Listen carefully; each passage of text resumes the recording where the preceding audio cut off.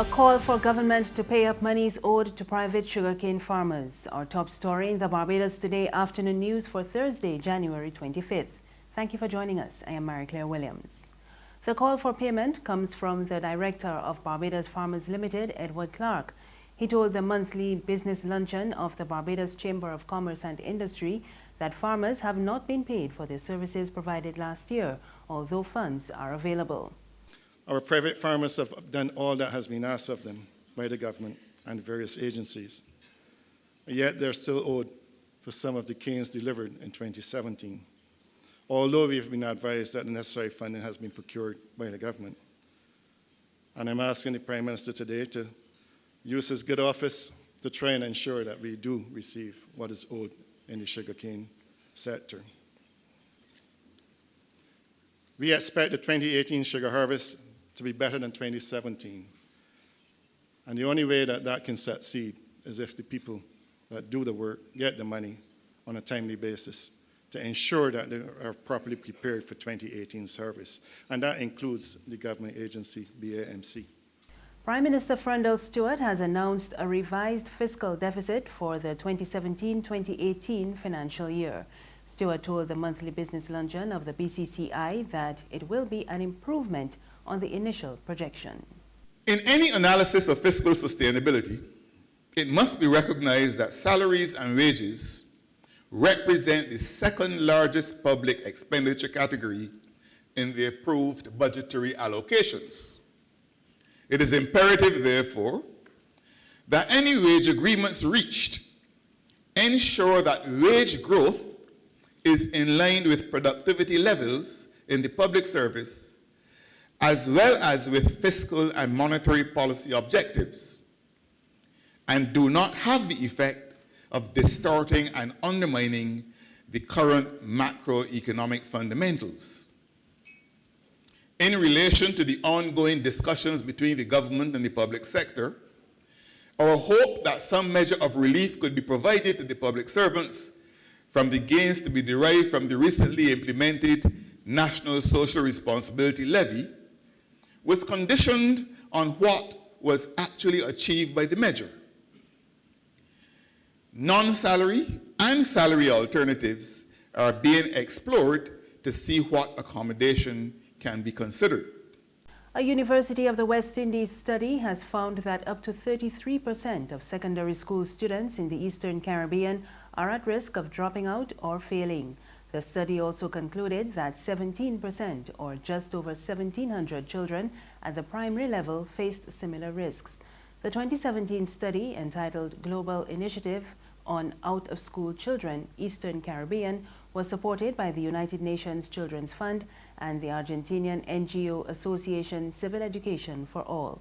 It used data collected from administrative data units in ministries of education in Antigua and Barbuda, Dominica, Grenada, St. Kitts and Nevis, St. Lucia, St. Vincent and the Grenadines, and the Turks and Caicos Island.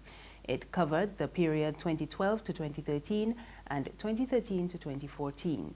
The researchers found that 0.5% of children of preschool age were out of school completely, while the figure for primary school students stood at 1.4%.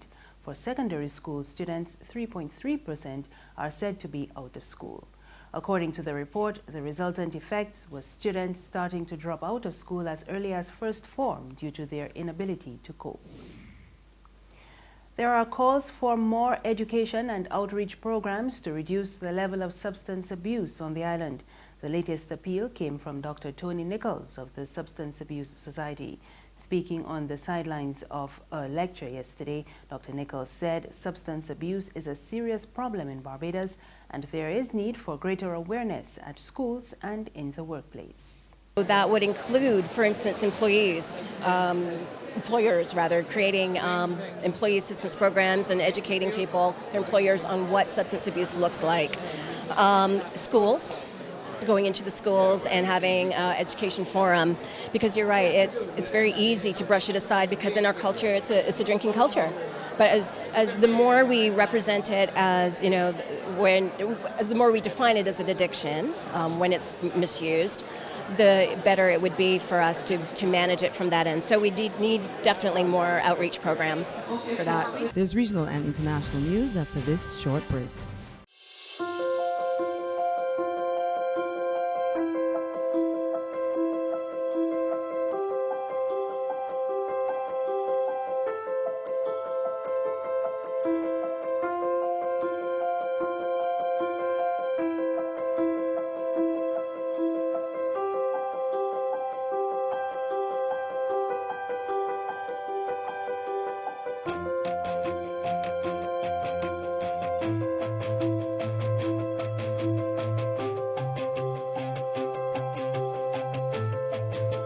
Barbados Today, news you can trust.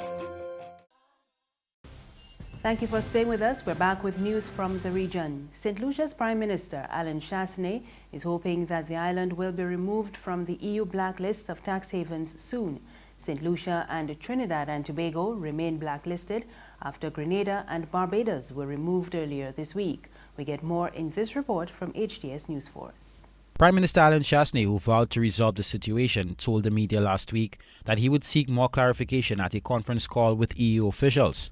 Speaking to the press on Wednesday, the nation's leader reported on the government's progress thus far. He claims the EU sought a commitment from the government to abolish and amend certain tax legislation. However, he did not specify what those amendments are. So immediately St. Lucia wrote agreeing to sit down and based on mutual dialogue, to amend and, if necessary, abolish any offensive taxation.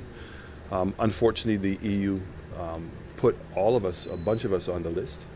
Since then, the process is that there is to be a conference call with the technical committee, which goes into greater detail into what they find so offensive. Barbados, which had joined St. Lucia on the blacklist, has since been removed after promising to amend its tax laws. The conference call, originally scheduled for last Friday, took place on Monday. What we have ascertained is that before they get into any level of detail, they want us to sign a stronger letter of commitment that we intend to either abolish or amend the legislation.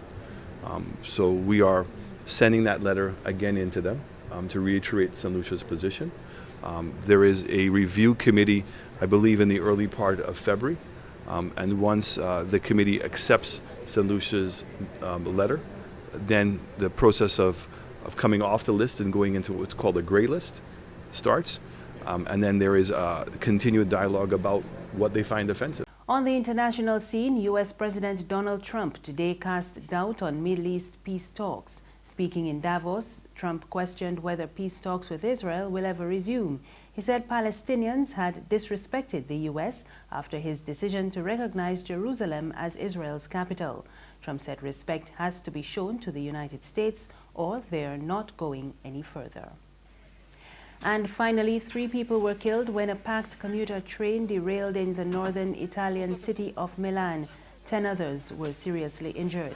Several people were rescued from the wreckage from the accident, which occurred during the morning rush hour. Witnesses say the train trembled for a few minutes before the accident.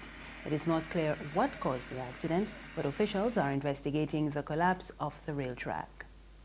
And that's news this afternoon. Remember, you can get more on our website, www.barbadostoday.bb.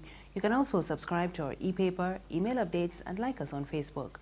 We're on Izumi Media in bus terminals and on Screenplay at supermarkets and gas stations near you. You can also find us on Mix 96.9 FM. I am Marie Claire Williams. Good afternoon.